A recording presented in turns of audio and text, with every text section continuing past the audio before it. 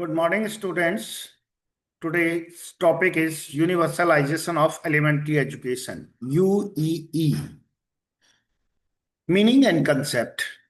Universalization of elementary education means ensuring that every child of the age group 6 to 14 receives free, compulsory, and quality elementary education without any discrimination of caste, gender, religion, or region. It is both a constitutional commitment and a national educational goal aimed at providing equal opportunities to all children to develop their full potential through education. Now, the constitutional and legal provision. What are the here? Article 45, Directive Principle of State Policy, initially directed the state to provide free and compulsory education for all children up to 14 years within 10 years of the commencement of the Constitution. Second, 86th Constitutional Amendment Act 2002 inserted Article 21A, making education a fundamental right. Now, education is a fundamental right. It is in Article 21A. The state shall provide free and compulsory education to all children of the age of 6 to 14 years in such manner as the state may by law determine. Right to Education Act 2009, it came into the force on 1st April 2010. It ensures free and compulsory education for all children, that is from 6 to 14 years. It mandates norms for school infrastructure, teacher qualifications, pupil-teacher ratio, curriculum, and child-friendly environment. Now, the objectives of UEE. First is universal access and enrollment. Every child should have access to a school within a reasonable distance and be enrolled. Second, universal retention. Every enrolled child should continue in school and complete the full course of elementary education up to class 8. Third, universal achievement. Every child should attain a satisfactory level of learning and competencies. Thus, the objectives are universal access and enrollment, universal retention, and universal achievement. These are the three main objectives of universalization of elementary education. Now, there are the components of the universalization of elementary education. What are these components? We shall discuss one by one. Okay, these components are as universal access, that is availability of schools within a reachable distance for all children. Universal enrollment, that is ensuring all eligible children are admitted to school. Third, universal retention, that is preventing dropouts and no ensuring regular attendance. That means no student will fail up to the class 8. And universal quality, providing education that ensures minimum learning level and holistic development. Okay, these were some of the. Now we go some of the issues related to it. Now, major schemes and programs supporting UEE. One is Sarv Shiksha Abhiyan, that is SSA.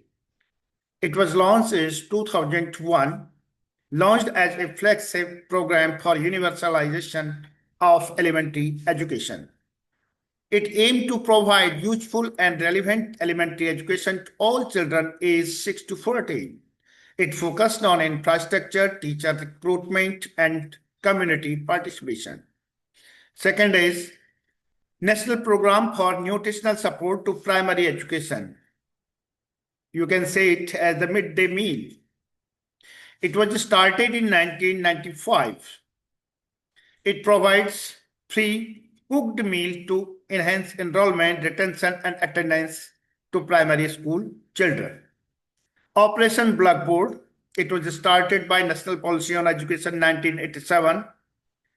It improved physical facilities and teaching learning material in primary schools. Next is District Primary Education Program, DPEP. It was started in 1994, focusing on reducing disparity in primary education and improving learning outcomes. One of the most important is National Education Policy NEP 2020. It reaffirms universal access to quality education. It proposes fundamental learning for ages 3 to 8 and restructuring school education into 5 plus 3 plus 3 plus 4 pattern. Earlier it was 10 plus 2 plus 3 system as the 10, that is the school education, 2 is the senior secondary, and 3 is the graduation. Now it has become as the 5 plus 3 plus 3 plus 4 pattern. Now the issues related to UEE. One is access and infrastructure issues. There is inadequate number of schools in rural and remote areas, and there is poor physical facilities, no toilets, drinking water, electricity. These are some of the infrastructure issues. Quality of education. There is a shortage of the trained teachers. Also, you know that in India, the population is very high. So the pupil teacher ratio is not according to the NEP or the Sarv Shiksha Abhiyan, 1:25 or 1:30.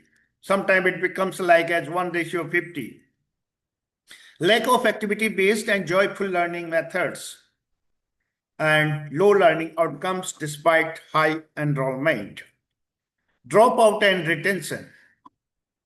High dropout rates, especially among girls, SC, ST, and economically weaker sections. And there is the problem of the child labor due to the poverty and migration contribute to discontinuation. That means the poor people or the labor that migrate from one place to another place, so their children couldn't get education,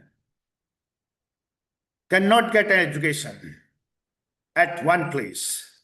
Next is gender disparity. Socio-cultural barriers restrict girl education in many regions, generally in remote areas. And needs for the gender sensitivity infrastructure and awareness. Socio-economic inequalities.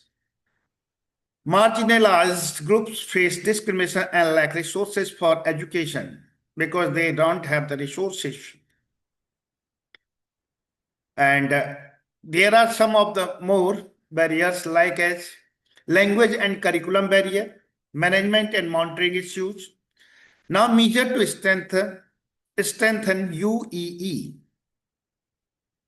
First is effective implementation of RT Act, community participation through a school management committee, teacher training and professional development, use of ICT and innovative pedagogies, special focuses on girl, child, and disadvantaged group, monitoring learning outcomes instead of just enrollment figure.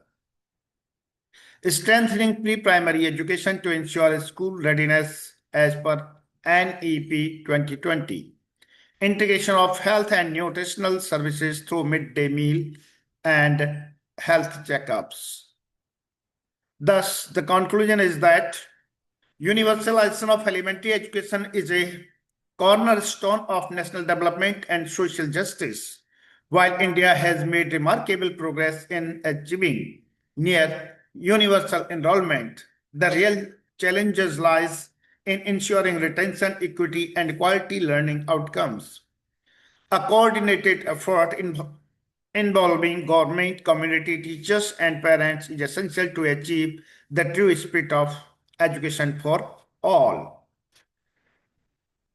Now, some of the key terms you have read, The kitna first is UE, it's performing Universalisation of Elementary Education.